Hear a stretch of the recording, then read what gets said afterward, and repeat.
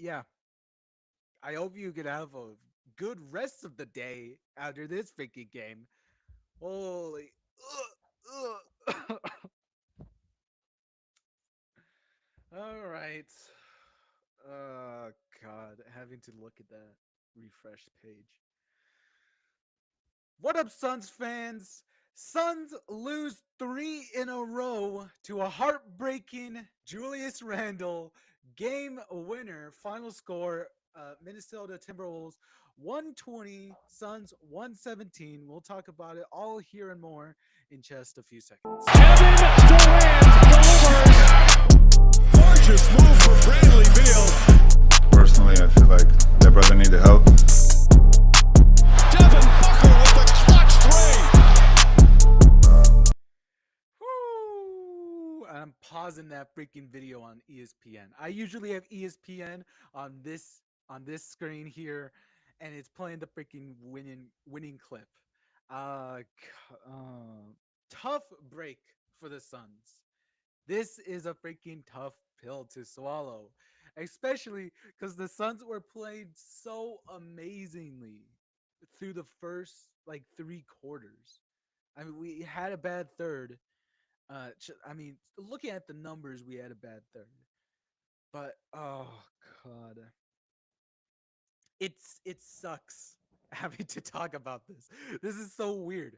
I don't think as of yet we've had a stream where I've had to talk directly after a game winner. I don't know how to process my emotions right now.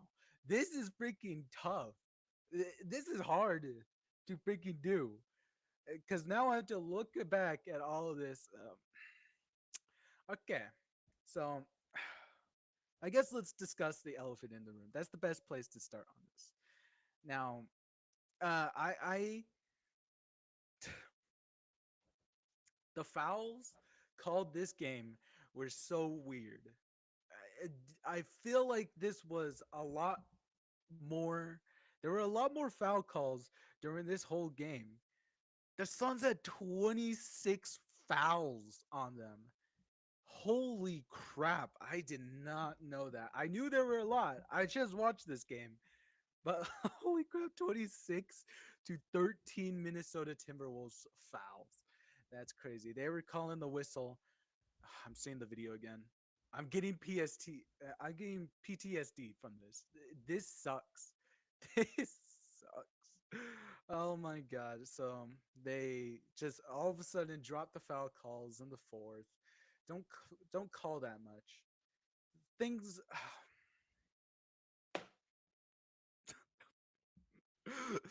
you could I hope you could tell this because I'm really not having a fun time. This sucks. I'm laughing through the pain here. Suns fans, how are we feeling just about any of this? This is awful. I feel terrible right now. It does not feel good to have, just like a really well put together game from Suns and Crew. All right, I've gone on about. Actually, I don't know if I should get into that real quick. I'm trying to stop myself from going on tangents. But just to answer this here, I'm not that well versed in foul calls, especially when it comes to offensive foul calls. I think Kogi did his best to try and sell that. Um, but I don't know, man. I don't know, man. That's a really close call, and the refs weren't calling anything in the fourth. They just wanted this game to be over with. Terrible game of ref calling by the refs. Not just because I'm a Suns fan. I've cut this out in many of my videos during the later games, but I'll say it here again. Refs always doing a bad job. These refs, man, they need to figure this out, man. Because then we have games like this where you're not too sure if it was the right call or not. Just why? Why?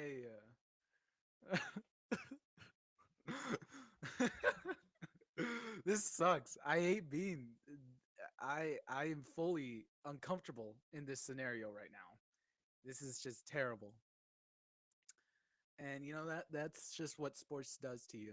You know, it the Suns had. Let's get to the positives here, because I really need to drown this sorrow in happiness. Okay. So the Suns had quite an amazing put together game here. Um, for the first half, I loved what we were doing in the half.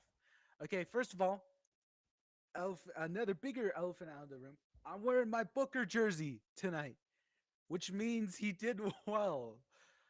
Booker was amazing this game, man.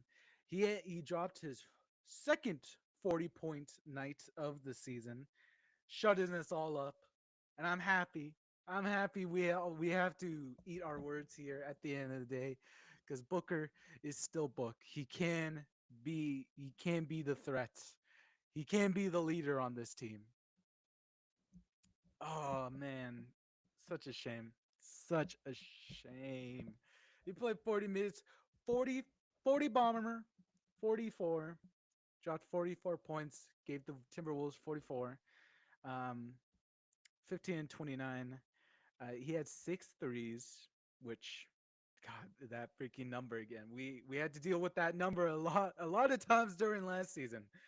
Um, but yeah, amazing game from Book, especially when all of us Suns fans were, especially me, were panicking about where Book was on this team, and if he could still be that offensive firepower that we knew him all those years long ago.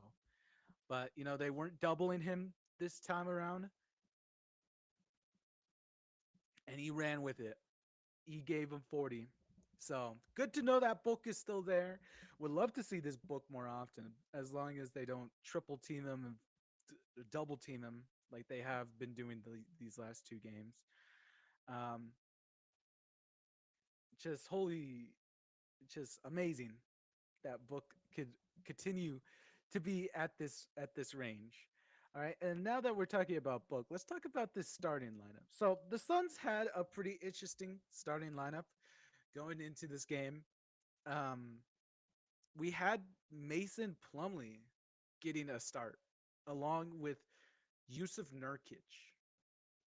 Interesting. So the full starting lineup here was Tyus Jones, Booker, Ryan Dunn, and Plumlee and Nurkic. Two centers being in the starting lineup. This is crazy. This is weird. I literally, when I first got the notification about the Suns starting lineup this game, I laughed. I literally laughed out loud looking at this because it's so funny. Like, what? It's such a curveball when when you look at it. Is like the idea of two centers starting is hilarious right off the bat. But to me, it also just kind of like okay, so we're trying to deal with Randall and we're trying to deal with Gobert. So I mean, it kind of makes sense. It worked even better because they were able to set a lot of screens for Book, and they were able to double team way better, keeping Anthony Edwards down to 24 points. So he still did kind of go off in that second half, but he was pretty ice cold for that first half. And it just worked amazingly defensively for this whole game. It got pretty shaky at the end there. Yusuf Nurkic, oh god, I have mentioned many times I'm on this show that I'm a Yusuf Nurkic supporter. He did hit a three, so that counts for something, right? Um, but man, he just every time he went out there, dude, he kept fouling. He really became a liability at the end of this game, just mostly because he kept on fouling. We couldn't play him, and I got worried when we subbed him in during the last couple plays because I wasn't sure if Nurkic was gonna foul or not. That it's very concerning, and I'm definitely seeing the side of some Suns fans saying that we may can't continue with Nurk on this team. And tonight was definitely an icky game from him. So wish he was a little better. He ended up grabbing 7 rebounds, two, which is nice. But only played 14 minutes. because most of those minutes were stolen by his backup crew, and we'll get to them in just a second here because I have a lot to say about one of them.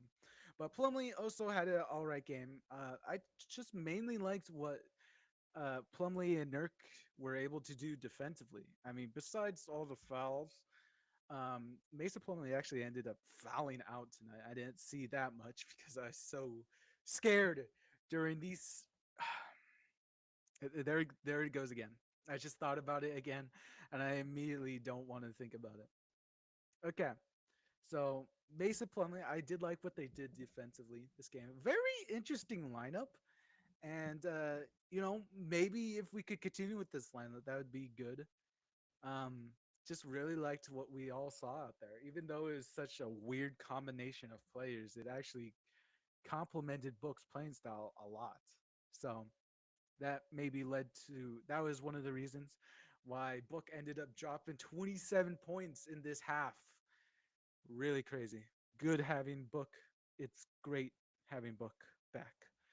Um, but that also opened up one of my concerns very early on in this game was that Booker was kind of the only one scoring.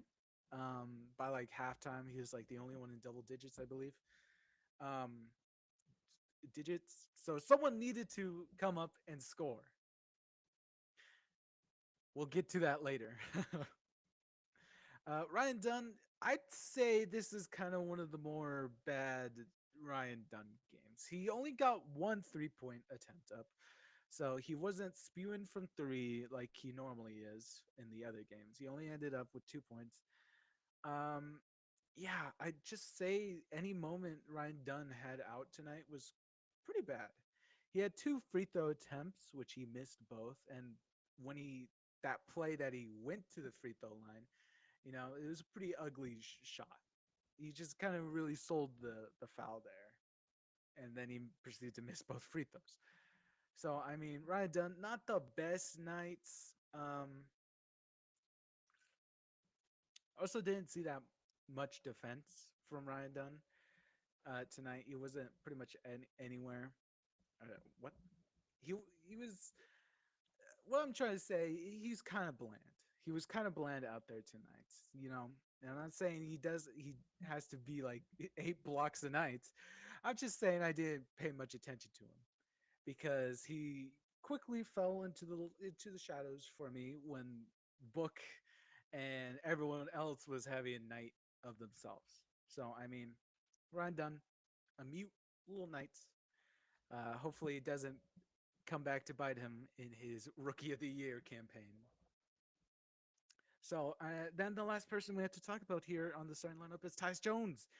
Actually, a really amazing game from Tyus Jones out here. He ended the night with 13 points, but I loved what they did in the later half of this game where they had a lot of plays where Tyus Jones was starting with the ball, and then they hand it to Book, and he either cuts or he gets open for the three. And I really like how later we started to change that up where they're still running the ball through Tyus, and then they would kind of fake him out, and Tyus would get downhill pretty fast and make his signature layup, floater, teardrop. I don't know the exact uh, catchphrases or lingo here, but it was a floater. Okay, it's his signature shot. Okay, from what I've seen about the videos that we when he came to Phoenix here, when we got him over the offseason, he's good at these shots, and he was amazing at it. Those floaters, in especially late into this game when they decided to switch that up, killer. It's just barely holding on to this lead. 4 minutes. That's all it took was 4 minutes. Or I think it was at this point in the fourth, it was like up to 2 minutes for this whole game to change. But talking about the final play again, the Suns did get 3 chances to get the ball in there. One of them was a Booker missed mid range, a Tyus bad floater, So I mean, they didn't do good with those things. Booker was looking great with the mid range all game. He was hitting some of the toughest mid range. He really did look back. It looked like vintage Book was back, and Tyus was breaking out his floater. It was amazing. But in the final plays where it all mattered, that both of those shots failed. So, God, why are we cursed? Why are we cursed to do this over and over again? But I mean, credit to the Suns. I was expecting another stinker of a night, but you know, I really had fun with tonight's game. I really did, and that kind of takes away some of the pain from the Tim from this freaking game winner.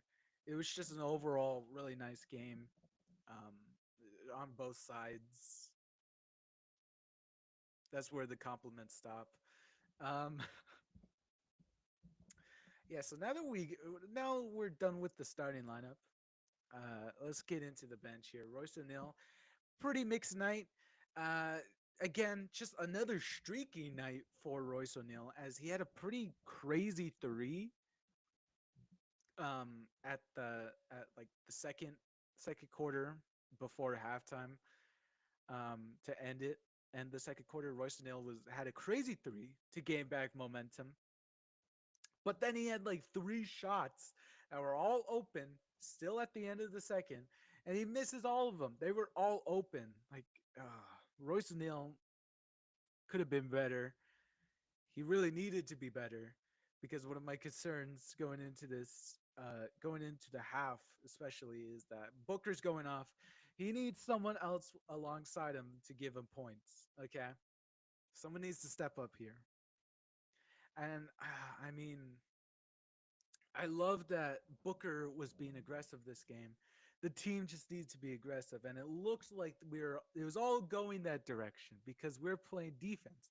The defense was amazing this game, especially the minutes where the team was supposed to fend off without Book. They played amazing defense. It was awesome. And speaking of those Bookerless minutes, who came in to score during those minutes? None other than Grayson Allen with 18 points, the second highest scorer on this team. He played 24 minutes, 6 of 10, 4 of 7. Amazing night from Grayson Allen. He was really productive out there. And you know, this is really what we missed during those playoffs. This is what we missed. I don't know if it would have helped too much. Maybe it would have helped us take a game against them, but whatever. Grayson Allen, really stepping in to like provide scoring for the minutes we were without Book. He was crazy. I loved what he did out there, despite the loss. I hate that I have to say that. I hate that I have to say that. But you know, Grayson Allen's still a nice night. It's just amazing. Monte Morris also stepped in. He had a pretty nice night as well. Put in 5 points, 2 3. He made it three. Very nice. Josh Okogie still continuing on his rampage. This comeback season that Josh Okogie has been on in the last 3 games. He had 6 points, 3 of 4. Really sold a couple fouls, except the most important foul of the night, which was that last foul to end the game. Josh Kogi, although still remained pretty good. Loved his hustle, his emphatic put back dunk to end the. I don't remember. I don't think it was to end. Actually, I think it was, but maybe it was like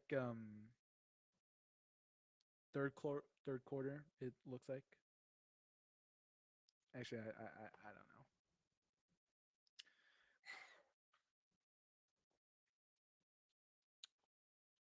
Yeah. Actually, looking back at my notes here, Royce O'Neal, those missed threes were at the end of the third quarter. So my bad. Little correction there. But just huge momentum killer there. If they hit like one of those threes, we would have been going into overtime right now. Although I am happy that I do not have to sit through an overtime, so that's pretty great. But I'd say the most standout performance of tonight, and this one was a surprising one, with uh, Mason Plumley and Nurkic being in the starting lineup. Now the question is kind of who's going to come in to be backup while those two rests. They changed in and out during the course of the game and sometimes for each other. So sometimes we ran lineups where it was just one center out there. We didn't have two centers out there the entire night. Um, but for a majority we did. So that means that Oso Iguodaro had to step up for them, and oh boy, did he step up! If there's one thing we could glean from tonight, it's that Oso has had his breakout game. I'm confident enough to say that this was his breakout game. We've seen a breakout game from Ryan Dunn. We've seen what he could do. This guy can Ryan Dunn can be very good when he hits his peaks. Uh, Also, we just haven't heard much from his twin much during the season as he's the third string, you know, and anytime he did step out, it was very limited. So he got very limited tries out there on the court during the start of the season. But tonight, with the recent string of injuries, he's definitely seen more playtime. And tonight, he was amazing. I have had a lot of concerns about Oso during these past couple of games because of his defensive.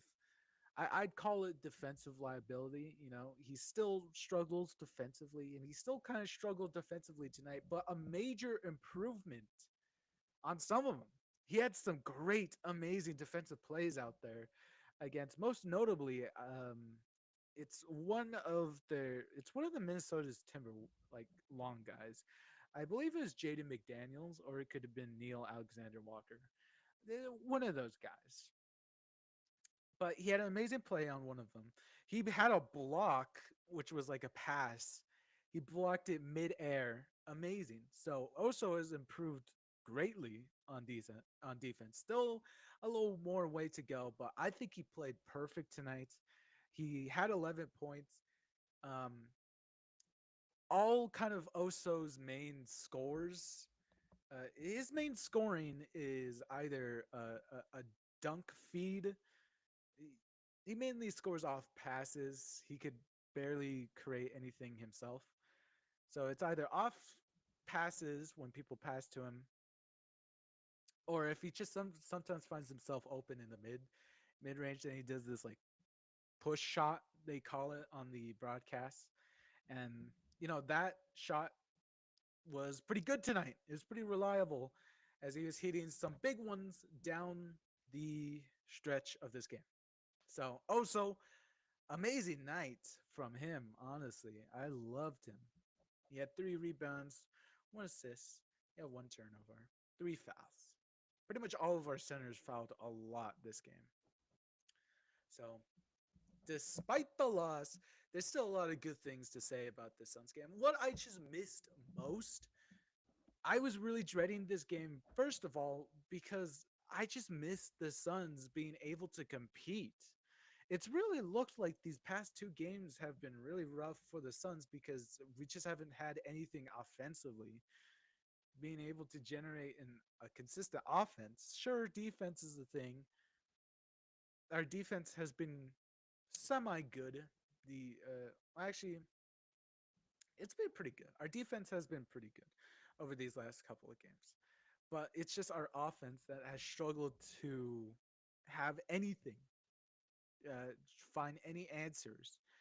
And this game was fun because we were able to have an offense in Devin Booker, and our defense was there to support him. But unfortunately, that fourth had to play out the way it did. And, well, I'm sitting here going live, having to talk about a Suns loss. It sucks. And that's the sports world that, you could build up all this thing, and then whether it be luck or just momentum, it's all destroyed in an instant. So really tough, a tough break for the Suns. Um, I have lost on my Suns prediction. I It would have been remained true if we had KD. This is an absolute win. No doubt about that one. But I mean, just here's a appreciation that the Suns were able to go out there and compete with the lowly Timberwolves. Sucks that they lost to Portland twice and they were able to beat us by a game winner. That sucks. That sucks. Timberwolves, whatever, man. But if we're being salty here, good luck reaching the playoffs because we all know you're not reaching that with Randall on your team. All right, so I think I should also before I leave here, I think it's also a good chance to start talking about the standings once again. I've been kind of ignoring the standings because the Suns haven't been able to really compete these last two games. But now that we have been competing, we've been getting up there. The Suns are now. It's safe to say the Suns are out of the number one race. That sucks to hear. Suns are now on a three-game losing streak. We are now the fifth seed. You heard that correctly. So Gold State and Thunder are still on the top of the West. Must be great having a healthy roster. And now the Houston Rockets and the Lakers have snuck up into the third and fourth seed, both 9-4. Suns are now 9-5. And yeah, it doesn't get any easier for the Suns, by the way, because we'll be facing the Orlando Magic tomorrow. This is a back-to-back. You heard that correct. Back-to-back games. Orlando is 8-6, and they are currently the third seed in the East. Speaking of tomorrow's game, we will be showing out our new City Edition jerseys. I've looked at them. I've been pretty mixed. I've ever since the leaks have came out initially before this big release. I've been pretty mixed on them. But now that they've been releasing out their details, more detailed explanation of them, I've been kind of like uh, gaslighting myself into liking them again. I I just really fan of. I just really love the purple that they got. It's really nice. Always a fan of the purple. The kind of green, orange, and black stripes they got. That's really nice. Really love that.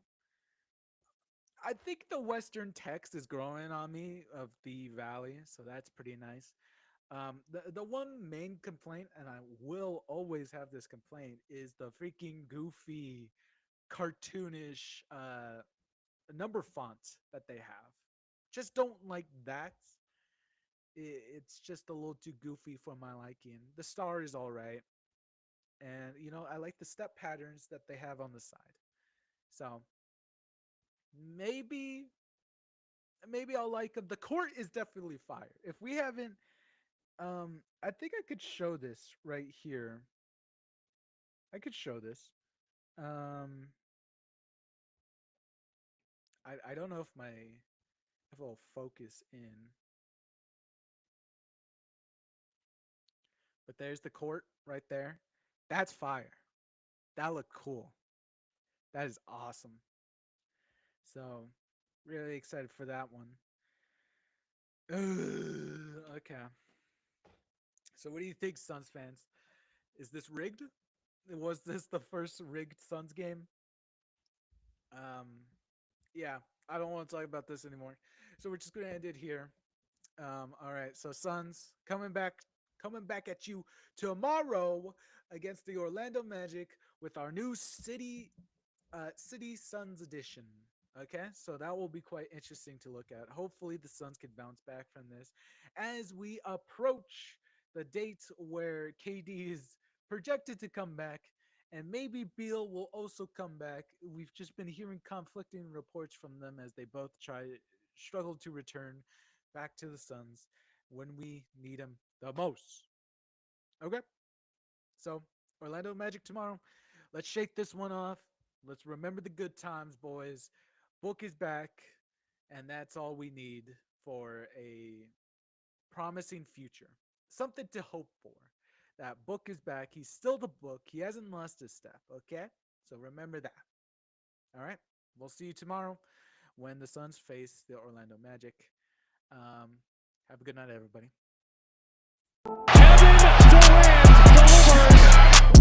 Gorgeous move from Bradley Beal. Personally, I feel like that brother needed help. Devin Booker with the clutch three. Oops. This is awkward. I didn't end the